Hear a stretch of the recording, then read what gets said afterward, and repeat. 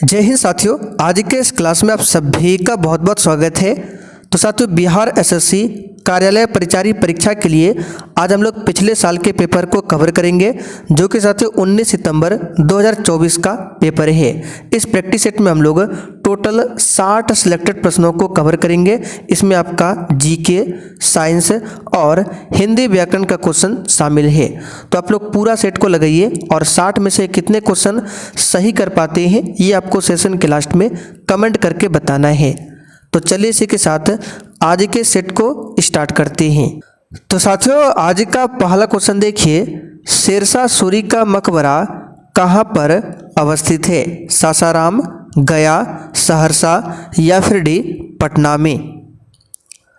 चलिए question number 1 के लिए आप लोग आंसर बताइए। शेरशाह सूरी का मकबरा कहाँ पर अवस्थित है? तो साथियों, शेरशाह सूरी का मकबरा जो है ये बिहार के सासाराम में स्थित है। तो यहाँ पर फर्स्ट ऑप्शन आपका सही जवाब है, सासाराम। चलिए अगला क्वेश्चन देखिए, स्वर्ण आभूषण की परिशुद्धता को सुनिश्चित करने हेतु मानक चिन्ह कौन सा है? तो यहाँ पर इस क्वेश्चन का आंसर होगा हॉलमार्क होता है। कौन सा होता है? हॉलमार्क। बी ऑप्शन आपका राइट है, हॉलमार्क। साथियों, अगर आप लोग बिहार एसएससी कार्यालय परिचारी परीक्षा के लिए कोई बेस्ट बुक लेने की सोच रहे हैं तो साथियों यहाँ पर आप लोग देख सकते हैं, ये चक्षु पब्लिकेशन का प्रैक्टिस सेट्स का बुक है। इस बुक की बात करें तो साथियों यहाँ पर आप लोग देख सकते हैं, इस बुक में टोटल आपको 20 प्रैक्टिस सेट्स देखने को मिल जाता है। इसके साथ में आपको 2 प्रीवियस ईयर पेपर भी देखने को मिल जाएगा, 19 सितंबर 2024 का और 15 सितंबर 2024 का। बिल्कुल फुल डिस्कशन के साथ ये प्रैक्टिस सेट्स आपको दिया जाता है। जिस प्रकार से आपका एग्जाम पैटर्न है, जैसे कि यहाँ पर आप लोग देख सकते हैं, आपके एग्जाम में सामान्य अंक गणित 30 अंकों का होगा, सामान्य ज्ञान 40 अंकों का होगा, सामान्य हिंदी 30 अंकों का होगा। बिल्कुल इसी पैटर्न पर इस बुक में सब प्रैक्टिस सेट्स दिया हुआ है। यहाँ पर आप लोग देख सकते हैं 19 सितंबर 2024 का सॉल्व पेपर दिया हुआ है। ये आपके एग्जाम के लिए बहुत ही शानदार बुक रहेगा। तो अगर आप लोग प्रैक्टिस सेट लगाना चाहते हैं तो इस बुक से आप लोग प्रैक्टिस सेट लगा सकते हैं। इसमें टोटल 100 क्वेश्चन दिया हुआ है और हर एक क्वेश्चंस का डिस्कशन यहाँ पर किया गया है। तो लिंक इसका डिस्क्रिप्शन बॉक्स में मिल जाएगा, आप लोग ले सकते हैं। चलिए आगे बढ़ते हैं। क्वेश्चन नंबर देखिए 3, चिपको आंदोलन का उद्देश्य क्या था? चलिए क्वेश्चन नंबर 3 के लिए आप लोग आंसर बताइए। बहुत ही शानदार क्वेश्चन पूछा गया है। तो साथियों, चिपको आंदोलन जो है ये 1973 में हुआ था। किसके नेतृत्व में? तो सुंदरलाल बहुगुणा के नेतृत्व में। और इसका उद्देश्य क्या था? पेड़ों को बचाना। तो यहाँ पर देखिए दिया हुआ है वन संरक्षण। डी ऑप्शन राइट है। चलिए आगे देखते हैं, निम्न में प्राकृतिक संसाधन बताइए। और साथियों, सेशन के लास्ट में आप सभी को कमेंट करके अपना अपना स्कोर बताना है कि आपने इस प्रैक्टिस सेट में कितने क्वेश्चन सही किए हैं। तो इसमें से प्राकृतिक संसाधन कौन सा है? तो इसका सही जवाब है मिट्टी। ये प्राकृतिक संसाधन के अंतर्गत में आता है। यहाँ पर फर्स्ट ऑप्शन आपका सही जवाब है। चलिए अगला क्वेश्चन देखिए 5, भारत में संघीय व्यवस्था किस देश के मॉडल पर आधारित है? तो यहाँ पर इस क्वेश्चन का आंसर क्या होगा? भारत में संघीय व्यवस्था जो है ये कनाडा देश के मॉडल पर आधारित है। यहाँ पर फर्स्ट ऑप्शन आपका सही जवाब है, कनाडा। चलिए आगे बढ़ते हैं। क्वेश्चन नंबर 6, चौरी चौरा कांड के बाद गांधी जी ने किस आंदोलन को स्थगित किया था? एक भी क्वेश्चन को छोड़ना नहीं है। और साथियों, जिन्होंने अभी तक सेशन को लाइक नहीं किया है, आपसे रिक्वेस्ट है आप लोग सेशन को साथ में लाइक करते हुए चलिए। तो चौरी चौरा कांड के बाद गांधी जी ने किस आंदोलन को स्थगित किया था?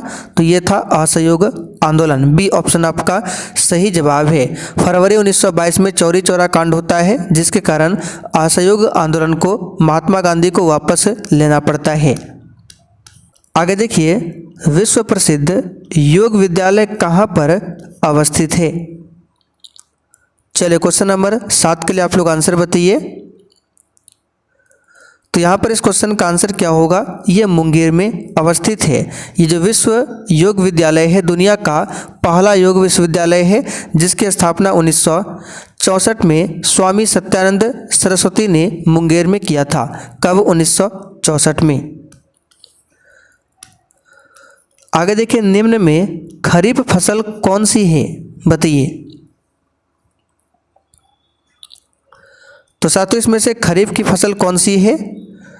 तो देखिए, वर्षा ऋतु में बोई जाने वाली फसलों को खरीफ फसलें कहते हैं, ठीक है। और भारत में वर्षा ऋतु जो है जून से सितंबर तक होती है। और खरीफ फसल के अंतर्गत आपका धान, मक्का, सोयाबीन, मूंगफली, कपास ये सभी आता है। तो यहाँ पर देखिए धान दिया हुआ है, डी ऑप्शन आपका राइट है। आगे देखिए, करो या मरो का नारा किसने दिया था, बताइए। क्वेश्चन नंबर 9 के लिए आंसर क्या होगा?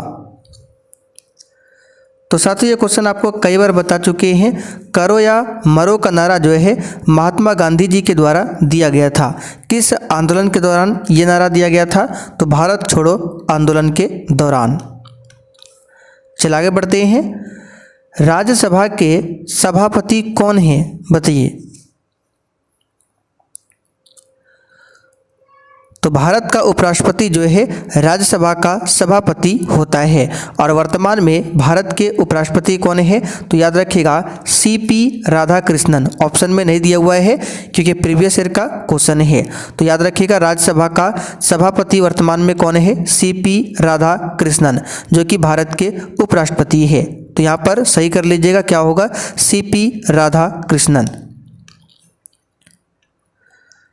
आगे देखिए, रूबल किस देश की मुद्रा है, बताइए। रूबल जो है किस देश की मुद्रा है?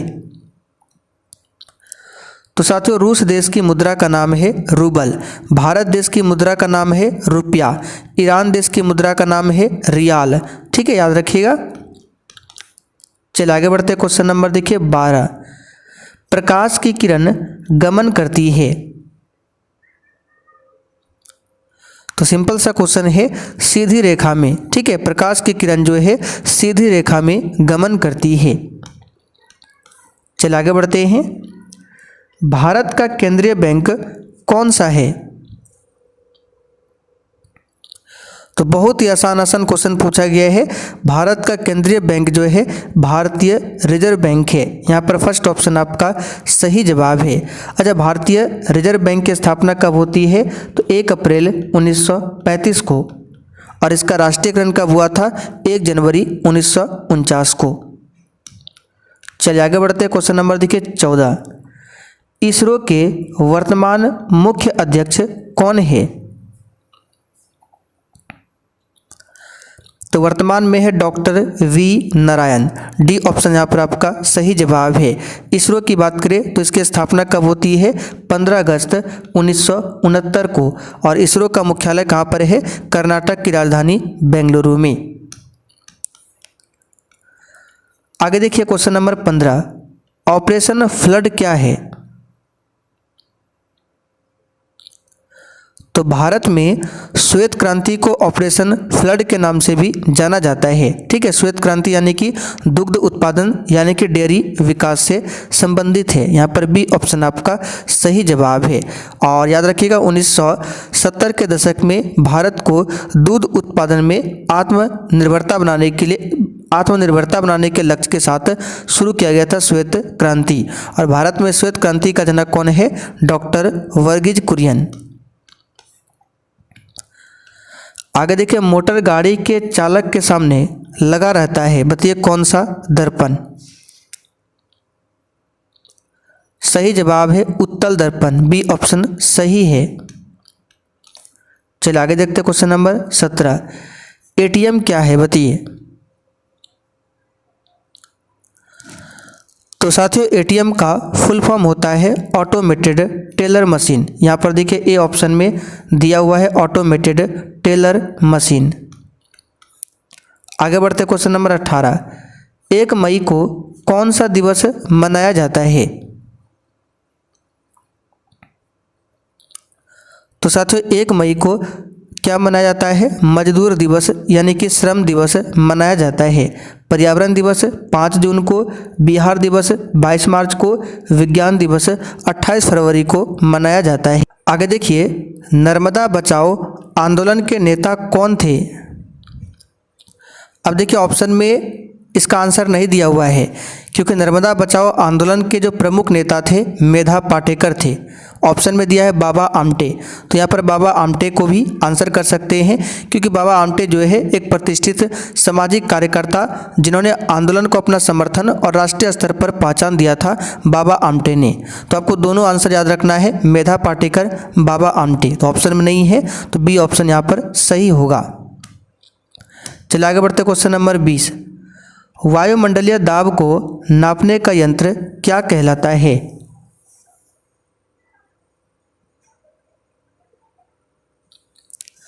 तो साथियों, वायुमंडलीय दाब को नापने का यंत्र जो है क्या कहलाता है? तो बैरोमीटर। फर्स्ट ऑप्शन आपका सही जवाब है। क्या कहलाता है? बैरोमीटर। आगे देखिए, इनमें से कौन बहुराष्ट्रीय कंपनी है?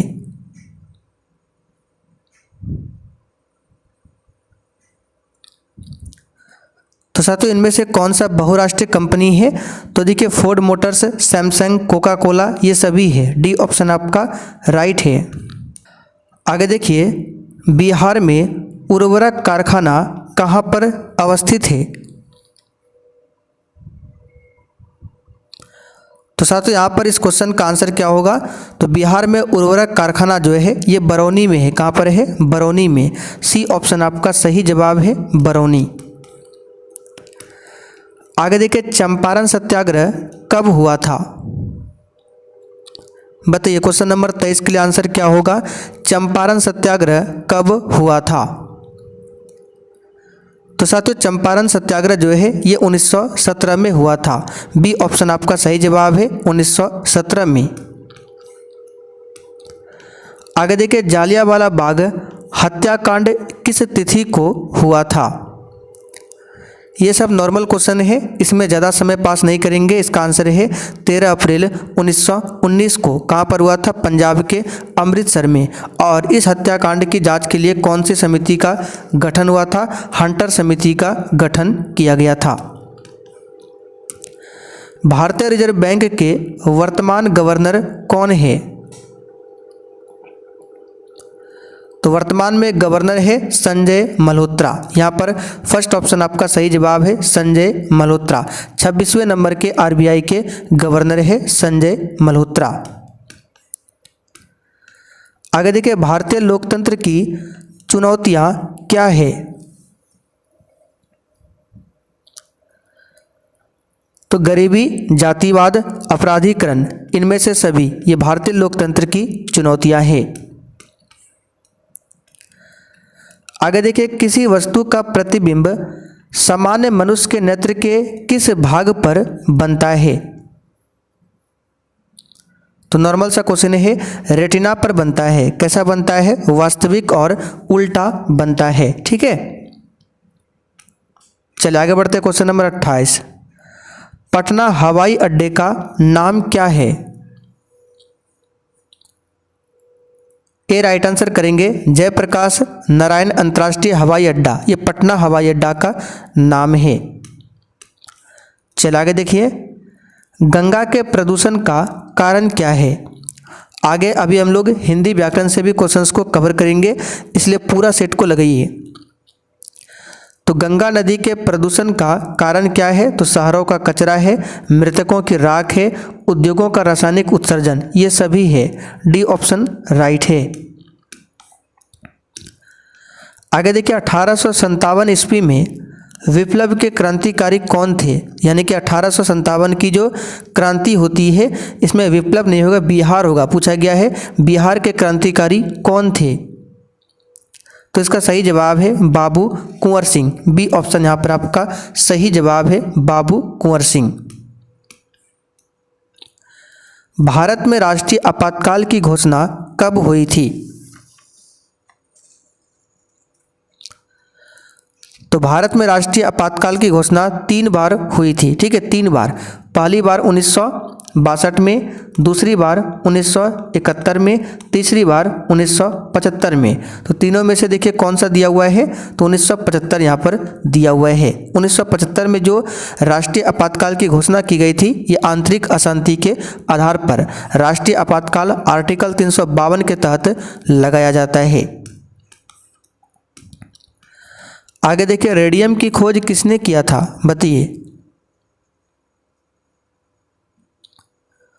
तो रेडियम एक रासायनिक तत्व है, इसका प्रतीक होता है यानी संकेत होता है Ra और परमाणु क्रमांक होता है 88। इसका खोज किया था मैडम क्यूरी ने। चलिए आगे बढ़ते हैं। बाल गंगाधर तिलक का उपनाम क्या है, बताइए। तो लोकमान्य बाल गंगाधर तिलक यानी लोकमान्य की उपाधि दी गई है बाल गंगाधर तिलक को, और लोकनायक की उपाधि किसे दिया गया है, जयप्रकाश नारायण को।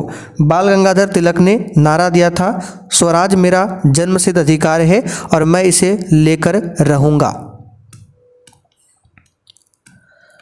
आगे देखिए, किसने कहा लोकतंत्र जनता का जनता के लिए जनता द्वारा शासन है। तो ये कहा था अब्राहम लिंकन ने। यहाँ पर फर्स्ट ऑप्शन आपका सही है, स्टार मार्क कर लीजिए, इंपॉर्टेंट क्वेश्चन है। आगे देखिए, अंतर्राष्ट्रीय महिला दिवस कब मनाया जाता है, बताइए। तो साथियों, अंतर्राष्ट्रीय महिला दिवस जो है 8 मार्च को मनाया जाता है। कब, 8 मार्च को। चलिए आगे बढ़ते हैं। देखिए क्वेश्चन नंबर 36, बाबा साहेब भीमराव अंबेडकर का जन्म किस तिथि को हुआ था। तो बाबा साहेब भीमराव अंबेडकर का जन्म जो है ये हुआ था मध्य प्रदेश के महू में 14 अप्रैल 1891 को। तो यहाँ पर सी ऑप्शन आपका सही है। चलिए हिंदी व्याकरण का क्वेश्चन अब स्टार्ट होता है। पटना शब्द संज्ञा कौन सा प्रकार है, यानी पटना शब्द जो है ये संज्ञा का कौन सा प्रकार है। तो पटना जो है व्यक्तिवाचक संज्ञा का उदाहरण है। अब एग्जाम्पल देकर आपको बताते हैं। जैसे कि अगर हम कहें राज्य, ये किस प्रकार का संज्ञा है, तो राज्य जो है जातिवाचक संज्ञा है, क्योंकि भारत में टोटल 28 राज्य है। तो देखिए जो चीज़ एक हो वो व्यक्तिवाचक होगा और जो एक से अधिक हो वो जातिवाचक होगा। जैसे कि भारत बोले तो भारत केवल एक है तो ये व्यक्तिवाचक है, पटना केवल एक है इसलिए ये व्यक्तिवाचक संज्ञा है। आगे देखिए, अज्ञेय का पूरा नाम क्या था। तो अज्ञेय जो है एक चर्चित कवि है और पूरा नाम है सच्चिदानंद हीरानंद वात्स्यायन अज्ञेय, ये पूरा नाम है। तो यहाँ पर सी ऑप्शन राइट है। आगे देखिए, अर्थ शब्द का विशेषण क्या होगा। ये हिंदी व्याकरण का क्वेश्चन है, बहुत ही आसान क्वेश्चन है। चलिए फटाफट से इसका आंसर बता देते हैं। अर्थ शब्द का विशेषण होगा आर्थिक, अर्थ का उल्टा अनर्थ। भारत माता कविता के कवि कौन है, ये सब क्वेश्चन याद कर लीजिए। सुमित्रानंदन पंत। कौन है, सुमित्रानंदन पंत। चौमासा कौन सा समास है। देखिए जिस शब्द में पहला पद संख्यावाचन आए, ठीक है, संख्यावाचक आए, वो होता है द्विगु समास। तो चौमासा में देखिए 4 आ रहा है, यानी 4 मास का समूह, तो ये आपका द्विगु समास है। त्रिभुज भी द्विगु समास है। त्रिभुवन, दोपहर, ये सभी क्या है, द्विगु समास है। कवयित्री अनामिका के पिता कौन थे। तो इसका सही जवाब क्या होगा, श्याम नंदन किशोर। ठीक है, अनामिका कवित्री जो है इनका जन्म बिहार के मुजफ्फरपुर जिले में हुआ था 1961 को। आगे देखिए, जो किसी शब्द के पहले आकर उसका विशेष अर्थ प्रकट करता है उसे क्या कहते हैं। तो सिंपल सा क्वेश्चन है, उसको उपसर्ग बोला जाता है। जो शब्द के पहले आता है और जो बाद में आता है उसको प्रत्यय कहा जाता है। आगे देखिए, 9 2 11 होना मुहावरा का अर्थ क्या है। तो साथियों 9 2 11 होना इस मुहावरे का अर्थ क्या है? तो इसका सही जवाब क्या होगा? तो भाग जाना। सी ऑप्शन यहाँ पर आपका राइट है। क्या होगा? भाग जाना। प्रविशेषण किसे कहते हैं बताइए? तो प्रविशेषण किसे कहते हैं? तो जो विशेषण की विशेषता बतलाए उसको प्रविशेषण कहा जाता है। आगे देखिए, भगजोगनी किस कहानी का पात्र है? ये तो सिंपल सा क्वेश्चन है, आप लोगों ने पढ़ा होगा। कहानी का प्लॉट। फर्स्ट ऑप्शन आपका राइट है। गणेश का पर्यायवाची शब्द क्या होगा? तो गणेश का पर्यायवाची विनायक, गणपति, लंबोदर, गजानन, एकदंत, सिद्धि विनायक ये सभी होता है। तो एकदंत यहाँ पर दिया हुआ है। खोखा किस कहानी का पात्र है? तो आपने क्लास 10th में पढ़ा होगा विष का दांत। विष के दांत कहानी का पात्र है खोखा। बी ऑप्शन यहाँ पर आपका सही है। स्वागत का संधि विच्छेद क्या होगा बताइए? तो सु जोड़ आगत। फर्स्ट ऑप्शन आपका सही जवाब है और ये यन संधि का उदाहरण है। घोड़े बेचकर सोना मुहावरा का अर्थ क्या है? आंसर है बेफिक्र होकर रहना। ठीक है, बेफिक्र होना। महात्मा गांधी के पिता का नाम क्या था? ये सब नॉर्मल सा क्वेश्चन है। करमचंद गांधी। बी ऑप्शन यहाँ पर आपका सही जवाब है। माता का नाम पुतली बाई। चलिए, आम किस प्रकार का शब्द है? तो ये तद्भव शब्द है। क्या है? तद्भव शब्द है। रामधारी सिंह दिनकर का जन्म किस राज्य में हुआ था? ये क्वेश्चन इंपॉर्टेंट है। तो इनका जन्म 23 सितंबर 1908 को हुआ था बिहार के बेगूसराय में। तो यहाँ पर देखिए बिहार दिया हुआ है। हिंदी में कारक के कितने भेद हैं? तो हिंदी में कारक के 8 भेद है। आपने पढ़ा होगा कर्ता ने, कर्म को, करण से। टोटल 8 प्रकार है। उद्गम का संधि विच्छेद क्या होगा? तो उत प्लस गम, और ये व्यंजन संधि का उदाहरण है। अचरा पसारना मुहावरा का क्या अर्थ है? याचना करना। क्या होगा? याचना करना। तो इसमें से नहीं दिया हुआ है, आंसर होगा इनमें से कोई नहीं। वर्णों के आधार पर संधि के कितने भेद होते हैं? 3 भेद होते हैं। स्वर संधि, व्यंजन संधि और विसर्ग संधि।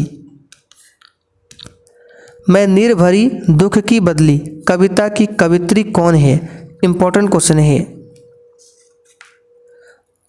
महादेवी वर्मा। इसका आंसर क्या होगा? महादेवी वर्मा। आगे देखिए, निम्नलिखित में से कौन सा शब्द स्त्रीलिंग नहीं है? तो आज्ञा स्त्रीलिंग है, नागरिकता और सूचना ये सब स्त्रीलिंग है, जबकि सरोवर जो है ये पुल्लिंग शब्द है। आगे देखिए, रसखान किस प्रकार के कवि थे? तो यहाँ पर इसका सही जवाब है भक्ति कवि। ठीक है, फर्स्ट ऑप्शन आपका राइट है। तो साथियों अब आप लोग कमेंट करके बताइए आपने 60 क्वेश्चन में से आज कितने क्वेश्चन सही किए हैं।